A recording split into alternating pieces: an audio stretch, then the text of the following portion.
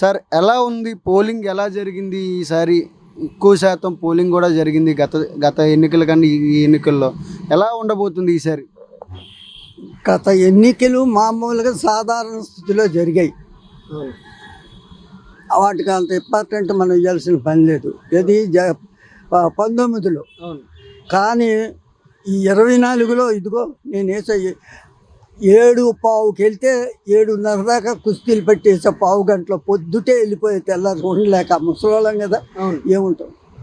జనం విపరీతంగా తీసుకొచ్చారు. ఒక విధమైనటువంటి ఏదో వేస్తున్నామని ఉద్దేశం కాదు. వీల్ చైర్స్లో వచ్చారు, కుంటుకుంటూ వచ్చారు, ఒక్కొక్కడు ఎత్తుకొని వచ్చాడు, ఒకడు మోసుకొని తీసుకొచ్చారు. ఇదంతా ఒక పట్టుదలగా ఒక వ్యక్తిని గెలిపించాలనేటటువంటి దీక్షతో వచ్చారు. ఆ పట్టుదలంతా ఆడవాళ్ళలో మగాళ్ళలో ముసలోళ్ళలో కనబడుతుంది. దాని పర్యవసానం మేము అనుకున్నాం, పెద్దోళ్ళు అందరం అక్కడే మీటింగ్ పెట్టాం. ఏంటి ఇదంతా ఎలాగొస్తుంది, పర్సంటేజ్ బాగా పెరిగేటట్టుగా ఉంది. కిందసారి మనకు 79-80 వచ్చింది, ఇప్పుడు 1% 2% పెరిగేటట్టు ఇప్పటికే ఇంత జనం ఉన్నారు అని మేమంతా అనుకున్నాం. అయితే ఈ పెరుగుదల అనేది జగన్ మీద ఇంట్రెస్ట్తో చేసిన పెరుగుదలే.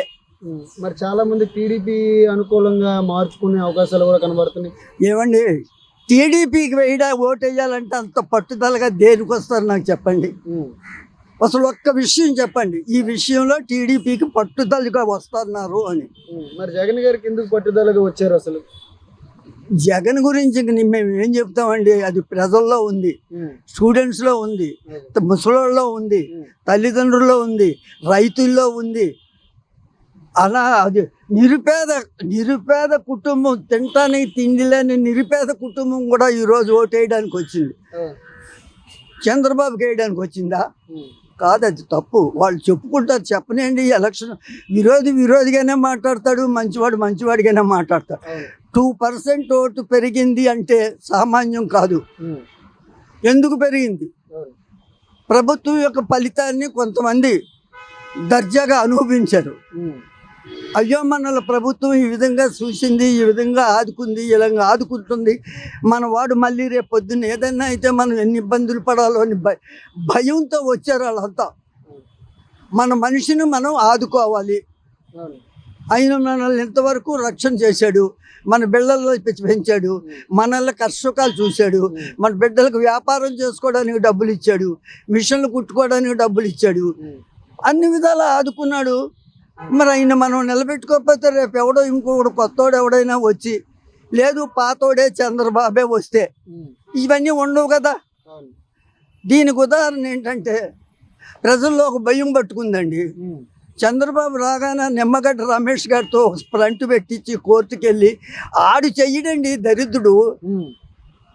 చంద్రబాబు గారు నిష్ట దరిద్రుల్లో ఒకడు.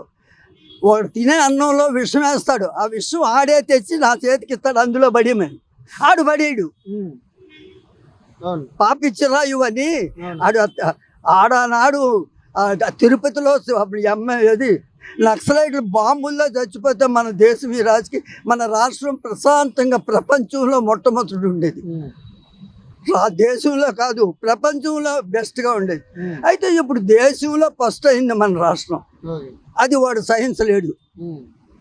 అది తీసుకొచ్చాడా, ఎలక్షన్ ఆఫీసర్లు కాకా పట్టాడు, కోర్టుకి వెళ్ళాడు. కోర్టు వాళ్ళు ఏమిచ్చారు, వాళ్ళైనా ఆలోచించుకోవద్దండి, ఇవ్వద్దన్నారు. ముసలోళ్ళంతా దిగులు పెట్టుకుని, వైఎస్ రాజశేఖర రెడ్డి గారు చచ్చిపోయినప్పుడు ఎలా చచ్చిపోయారు, ముసలోళ్ళు సగం దిగులతో చచ్చిపోయారండి. పెన్షన్లకు వెళ్తా చచ్చిపోయారు. ఇవ్వద్దన్నారు, ఆపేయమన్నారు. ఆపేయమంటే చాలామంది ముసలోళ్ళు ఏమనుకున్నారు, ఇక పర్మనెంట్గా ఆపేసారేమో అనుకొని దడబట్టుకొని బెదిరిపోయి చచ్చిపోయారు. 40 మంది 45 మందిలో పుణ్యం కట్టుకున్నాడు. అయితే ఇప్పుడు వాడు ఎంత నీచంగా మాట్లాడుతున్నాడు. ఇదంతా జగనే చేశాడు, డబ్బులు లేవు మా మీద పెట్టాడు, మేమే కాగితాలు పెట్టాము డబ్బులు ఇవ్వమని. ఇంత నీచానికి ఆడు నిజంగా వాడు అన్నం తింటాం లేదండి. మీరు ఈ బిట్టు తీసాకండి, వాడు పెంట ఆడే తిని బతుకుతున్నాడు. ఈ బిట్టు మాత్రం గ్యారంటీగా ఉంచండి. మరి 5 లక్షల మంది ఈసారి మహిళలు ఎక్కువ మంది పోలింగ్ బూతుల్లో కనబడడానికి చాలా అనూహ్యంగా ఈసారి 5 లక్షల నవ్వుతా ఆనందంగా మా అన్నకో మా బావకో పెళ్ళి అవుతుంది అన్నట్టుగా వచ్చి ఓటేశారు. ఎండలు అయినా వర్షం వచ్చినా చినుకులు పడ్డా కదలలేదు మనుషులు. అంత పట్టుదలగా ఎవడు చేస్తాడండి? ఇదివరకు నేను ఎప్పుడు చూడలేదు. నాకు ఇప్పుడు 85 1953 ఎలక్షన్ నుంచి చూసా. 53 ఎలక్షన్లు మీరు ఇంకా పుట్టుండొచ్చు అనుకోరాళ్ళు. 53 ఫస్ట్ ఎలక్షన్ నుంచి నేను చూసా, కానీ ఈ పట్టుదలతో ఈ వ్యవహారంతో ఓటేయటం మాత్రం నేను చూడలేదండి. చాలా ధీమాగా వేశారు. 2% ఓటు పెరిగింది. ఆ 2% పెరిగిన ఓటు కూడా ఎవరికి ఒక్క పోదు, జగన్కే పడతాయి. జగన్ గురించే వేశారు.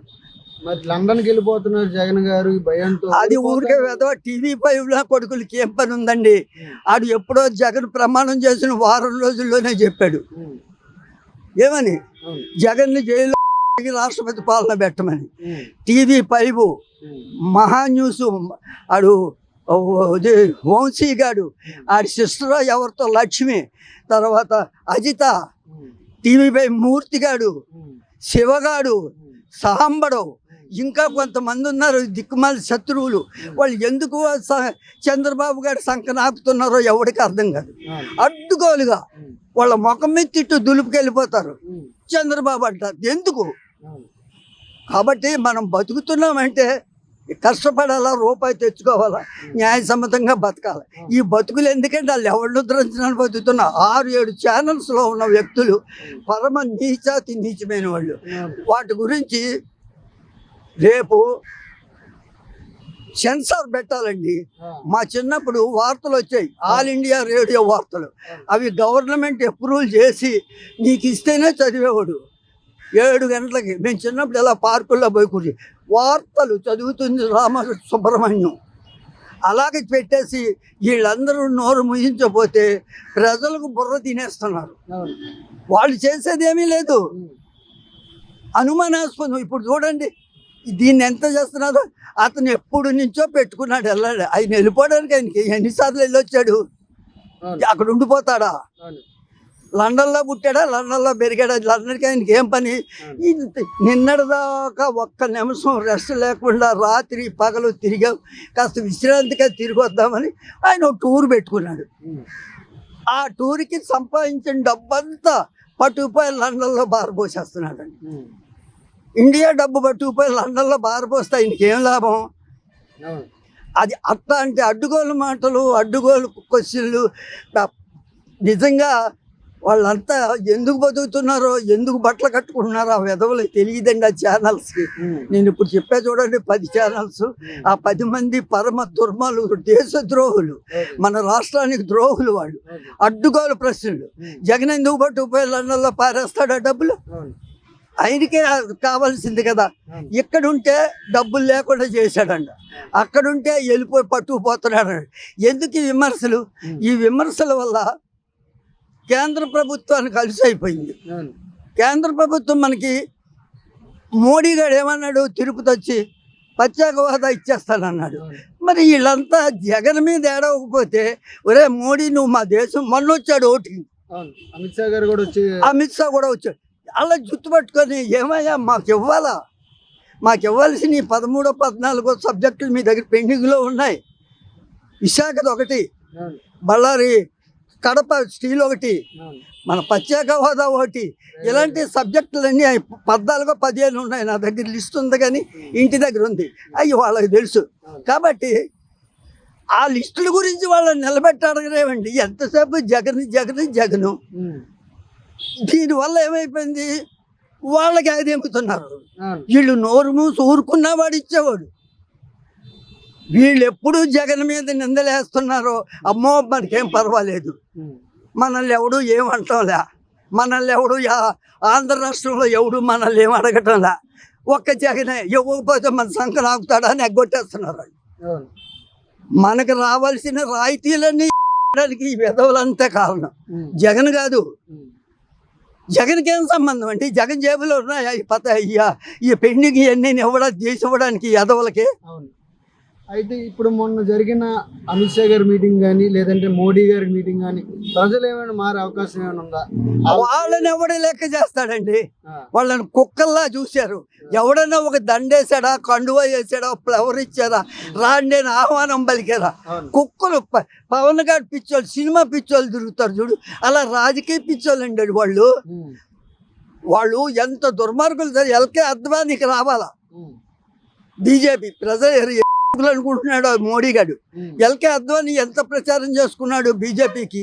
అవును. ఎల్కే అద్వానీకి రావాలా. ఉమ్, ఎల్కే అద్వానీ నువ్వు పక్కకు పొమ్మన్నాడు, పక్కన దోషిస్తే మోడీ గారు వచ్చాడు. ఉమ్, వాడు ఒక నిజాయితీ పరుడండి. పిల్లలు లేరు పిల్లలు లేరు అని చెప్పుకుంటాడు, కానీ ఆ ఎదవకి జన్మ లేదా, రేపు పొద్దున్న చచ్చిన ఊరు కింద పడతాడు మోడీ గారు. ఉమ్.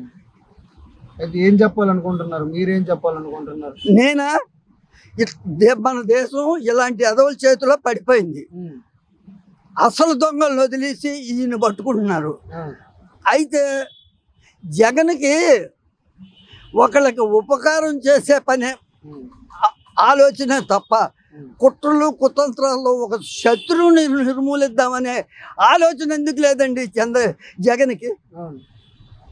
శత్రువులు నిర్మూలించాలి అనే ఆలోచన జగన్కి ఎప్పుడొస్తే అప్పుడు జగన్ ప్రకాశిస్తాడండి. ఉమ్, లేకపోతే ఆయన పని ఆయన చేసుకోవడం, పిచ్చోళ్ళ బుర్ర ఉప్పు తిరగడం తప్ప ఆయన ప్రకాశం బయటికి రాదు. ఓకే. నేరస్తులు శిక్షించడం నేర్చుకోవాలా జగన్. ఉమ్, ఓకే. ఎలాంటి మాట్లాడు ఉమ్, మీరు మీ టీవీలు తినలేదు, చూడలేదా? చూసాను చూసాను. అన్నను పీక్కోమంటుందండి అది. ఉమ్, అవును. దాన్ని ఎందుకు వదిలేశాడు? మా కులంలో మా ఊళ్ళలో సామాన్య కుటుంబాలు అయితే 4 ముక్కలు నరికి లంజనకాయ కిస్సులో పడేసేవాళ్ళం, గోరు సంచులో కుట్టి. అవును. మరి పల్లెత్తి మాట్లాడు. అవును. దాన్ని ఇష్టం వచ్చినట్టు కాంగ్రెస్ వాళ్ళతో చేరింది. జగన్ జైల్లో పెట్టింది ఎవరు? అవును. జగన్ అల్లరి చేసింది ఎవరు? కాంగ్రెస్ వాళ్ళు. రాష్ట్రాన్ని చీల్చింది ఎవరు? కాంగ్రెస్ వాళ్ళు. పశ్చిమ గోదావరి వాళ్ళే. ఇన్ని ద్రోహాలు చేసిన వాళ్ళ సంఖ్య నాకుతో వాళ్ళకు అలవాటు పడి జగన్ అవమానపరుస్తుందా? అది కాంగ్రెస్ పార్టీ చీపుగా మా రాష్ట్రాన్ని ఇప్పించుకొని మా ముఖ పీకలేదు. అది ఉమ్, రేపు గెలిచినా దాని జోలికి ఎవడు వెళ్ళడం, అది మాకు చేసేదేం లేదు. ఓకే. కాంగ్రెస్ అనే పార్టీ ఎప్పుడు చచ్చిపోయింది? 82లో చచ్చిపోయింది. ఉమ్, దాన్ని ఇది బతికిస్తుందా? బతికిస్తుంది. ఇది ఒక్కటి ఏం చేస్తుంది? అవును. దానికి ఎందుకు పదవి? అన్నను తిట్టడానికి, అన్నను అల్లరి చేయడానికి చేసింది. ఈ మధ్య ఇంకో మాట మాట్లాడింది, ఏదైనా కుటుంబ గోప్యం గుమ్మం దాటకూడదు. నువ్వు నేను కొట్టుకుంటే ఇంట్లో తిట్టుకోవచ్చు, రోడ్డు మీద అన్నదమ్ములు కుట్టుకోకూడదు. ఉన్నత కుటుంబంలో పుట్టింది షర్మిల. పెళ్లి మొగుడిని చందుగాడిని యాక్సిడెంట్లో, ఎవరికి తెలియదు దాని బతుకు. అవును. 3 పిల్లల తండ్రిని అని పెళ్లి చేసుకుంది పంతులు గాడిని. నేను వైఎస్, నీకు వైఎస్ ఎలాగవుతావు? మరుసమిల్లి ఏది అనిల్ శాస్త్రి, నువ్వు బాపన మంత్రాలు చదువుకొని బతకాల, నీకు రాజకీయం ఎందుకో? అది ఎంత తప్పు మాట. మేము 5 కోట్ల మంది ప్రజలమే ఎన్నుకొని గుండెల్లో పెట్టుకొని ఆయన పూజిస్తున్నారు. అవును. ఆయన వచ్చేటప్పటికి 70% ఓటు, ఇప్పుడు 82%. ఎంత డెవలప్ అయ్యారు ప్రజలు. అవును. కాబట్టి ఆడముళ్ళ రోడ్ల మీదకి ఎప్పుడైతే వచ్చారో రాష్ట్రం అప్పుడే చెడిపోయింది. ఉమ్, చంద్రబాబు గారు కుప్పం వెళ్ళి నామినేషన్ వేసాడా? అటు పెళ్ళాన్ని పిల్లల్ని పంపించి నామినేషన్ వేయించాడు. అవును. వాడు ఒక ఎదవ. వాడు ఎదవలకు పక్కన పెట్టండి. వాడిని ఓకే. ఆడు కొడుకున్నాడు, వాడు నామినేషన్ వేసాడు. ఎక్కడ మంగళగిరిలో. ఆడి పెళ్ళాన్ని పంపించాడు. ఒక్కొక్కడు మొగుళ్ళ ఇళ్లలో దాకొని పెళ్ళాల రోడ్ల మీద వదిలేశారేమండి. అవును. వాళ్ళు ఒకరికి బుద్ధి చెప్తారేమండి. అవును. అయినా ఈ మధ్య మరీ ఘాటైన మాట ఉంది షర్మిల. నాకు ఆ కుటుంబంతో దగ్గర పరిచయాలు ఉన్నాయి. ఓకే.